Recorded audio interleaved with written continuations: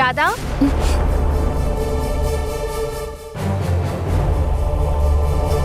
ఏంటి గాయత్రి గారు? ఏదో టెన్షన్లో ఉన్నట్టున్నావు.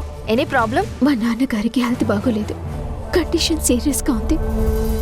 అయ్యో, హాస్పిటల్లో జాయిన్ చేశారు. వెళ్దామంటే ఈ రోజే ప్రొవిజనల్ బడ్జెట్ ఫైల్ సబ్మిట్ చేయాలి. మనోహర్కి ఇచ్చి పంపిద్దామంటే తన ఫోన్ రూమ్లోనే వదిలేసి వెళ్ళిపోయాడు. ఏం చేయాలో నాకు తెలియటం లేదు. వెతకబోయిన తీగ కాలికి తగలడం అంటే ఇదే. అయ్యయ్యో, మేడంకి సరికి ఫోన్ చేద్దామంటే ఫోన్ కలవటం లేదు. కలవు. నాకు కలిసి రావాలని రాసిపెట్టుంటే వాళ్ళ ఫోన్లు ఎందుకు కలుస్తాయి? కలవు. నిన్ను ఇరికించటానికి ఇంతకన్నా మంచి అవకాశం దొరకదు రాధా. ఈ ఫైల్ అర్జెంటుగా సబ్మిట్ చేయాలి. ఏం చేయాలో తెలియటం లేదు గాయత్రి గారు. నేనున్నానన్న సంగతి మర్చిపోయావా? ఒక్క మాట చెప్తే నేను తీసుకెళ్లి సబ్మిట్ చేసుండేదాన్ని కదా. ఎందుకు అంత టెన్షన్ పడుతున్నావు?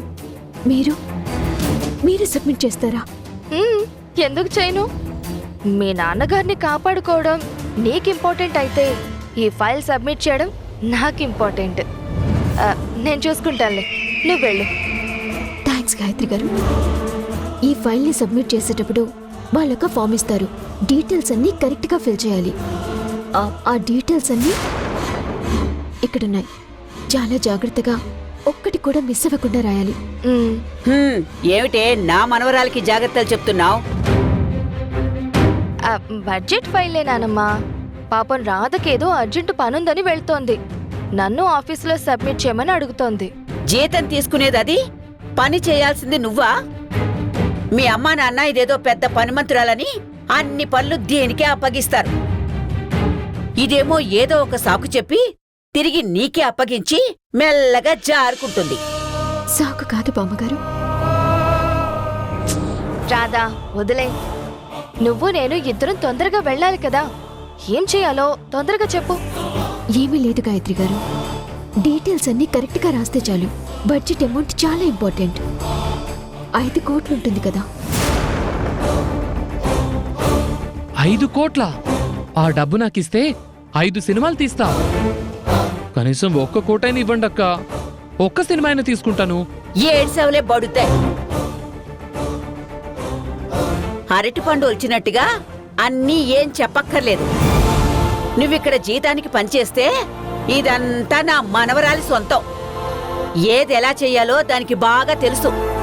ఏదో వెలగబెట్టడానికి వెళుతున్నావు కదా, వెళ్ళు. నువ్వు వెళ్ళు రాధా. థ్యాంక్స్ గాయత్రి గారు. అలాగే ఈ విషయం మేడంకి సరికి చెప్పండి. వాళ్ళ ఫోన్లు కలవటం లేదు. పని చేయకపోయినా గుర్తింపు మాత్రం కావాలి.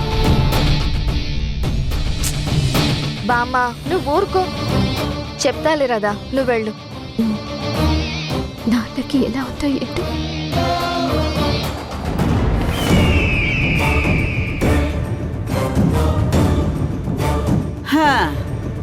ఏంటమ్మా ఆ ఫైలు?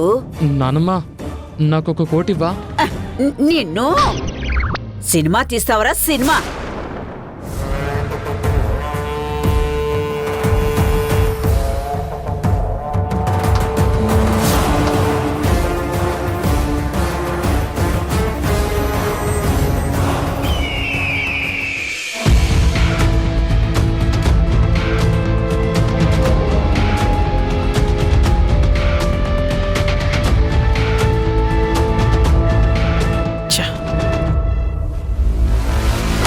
ఇంకా రాదేంట్రా?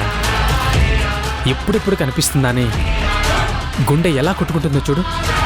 ఇంతమంది అమ్మాయిలుండగా నీకు రాధ పిచ్చంటన్నా? పిచ్చన్నావుగా, ఇలాగే ఉంటుంది. ఎంత వద్దంటే అంత కావాలనిపిస్తుంది. ఎలాగైనా దాన్ని నా సొంతం చేసుకోవాలి. తాళి కట్టి మోజు తీరాక ఏ దుబాయ్ సేటుకో అమ్మేయాలి.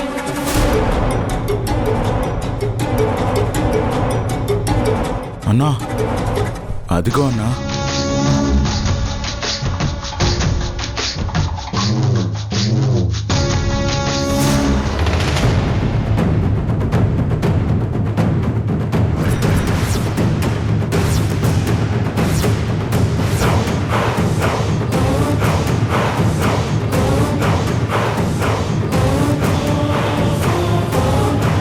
వచ్చావా రాధా? నీకోసమే ఎదురు చూస్తున్నాం. నువ్వేం చేస్తున్నావు ఇక్కడ? ఏంటి రాధా, నీ కుటుంబానికి కష్టం వస్తే నేను రిలాక్స్గా ఉండగలనా చెప్పు? నీ నాటకాలాపి ముందిక్కడి నుంచి వెళ్తావా లేదా? ఏంటి రాధా, ఈ పరిస్థితుల్లో కూడా ఇలా మాట్లాడుతున్నావు? సమయానికి నేను అక్కడున్నాను కాబట్టి వెంటనే మామయ్యను హాస్పిటల్కి తీసుకొచ్చాను. అదే నువ్వుండుంటే తీసుకొచ్చుండేదానివి. నువ్వెక్కడున్నావో తెలీదు. అవును, ఇన్నాళ్ళు ఎక్కడికి వెళ్ళిపోయావు రాధా? ఎందుకు? తెలిస్తే అక్కడికి కూడా వచ్చి న్యూసెన్స్ క్రియేట్ చేద్దామనా? అసలు మా నాన్నకి ఇలా జరగడానికి కూడా నువ్వే కారణమేమోనని నాకు డౌట్ వస్తోంది. నేనేం చేశాను? నన్ను రప్పించటానికి ఏమైనా చేస్తావు. చిన్న పిల్లాడైన నా తమ్ముణ్ణి మాయ చేసి వాడికి లేని అలవాట్లు నేర్పించావు. వాణ్ణి నువ్వు గుప్పెట్లు పెట్టుకున్నావు. నన్ను రప్పించటానికి అప్పుల వాళ్ళని ఇంటి మీదకి పంపించి గొడవ కూడా నువ్వే చేయించుంటావని నా అనుమానం. తెలివైందే, మొత్తానికి పసిగట్టేసింది. నా అనుమానమే నిజమై నువ్వా కారణమని తెలియాలి. మా నాన్నకేమైనా జరగాలి. నిన్ను వదలను. ఎందుకు రాదా అంత కోపం? నీకోసం ఏమైనా చేస్తానని తెలిసినప్పుడు అరే నీకోసం ఎంత ఆలోచిస్తున్నానో అర్థం చేసుకోవాలి కదా. నువ్వు నా ప్రాణం రాదా. చెప్పు తెగుతుంది.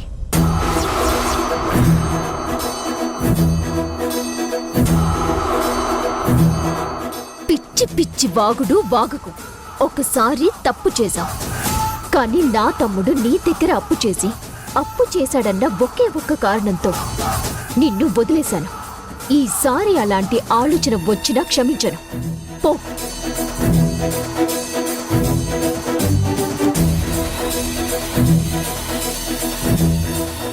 అమ్మా, అమ్మ రాధా, రాధా.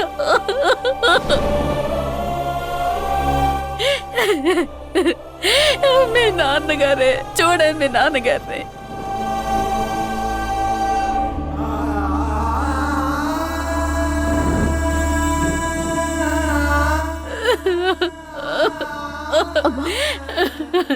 ఏడవకమ్మా, నాన్నకేం కాదు. ముందు డాక్టర్ ఏమన్నారో చెప్పు. ఇంకా ఏం చెప్పలేదమ్మా, ఏవో టెస్టులు చేస్తున్నారు. నాన్న బానే ఉన్నాడక్క, కానీ శివ డబ్బులు ఇవ్వాలని వాళ్ళెవరో వచ్చి గొడవ చేసేసరికి తట్టుకోలేకపోయాడక్క. ఏయ్, అన్నిటికీ నేనే కారణమని చెప్తావేంటి? నాన్న ఆరోగ్యం బాగాలేదు, హార్ట్ అటాక్ వచ్చింది అంతే. నా వల్లే అంటే ఊరుకునే లేదు చెప్తున్నా. అదృష్టం కాలి దగ్గరికి వస్తుంటే తన్ని తరిమేస్తున్నావు రాదా. కాసేపట్లో మీ నాన్నకి ఆపరేషన్ చెయ్యాలి, అది గుర్తుంచుకో. మా నాన్నని ఎలా బతికించుకోవాలో నాకు తెలుసు. పెంపుడు కూతురువని రుజువు చేసుకుంటున్నావు రాదా. అదే నీ కన్న తండ్రి అయితే ఇంత స్వార్థంగా నీ గురించి ఆలోచిస్తూ ఇంత జాగు చేస్తావా? అవునరా, నేను సొంత కూతుర్ని కాదు, కానీ అంతకన్నా ఎక్కువ.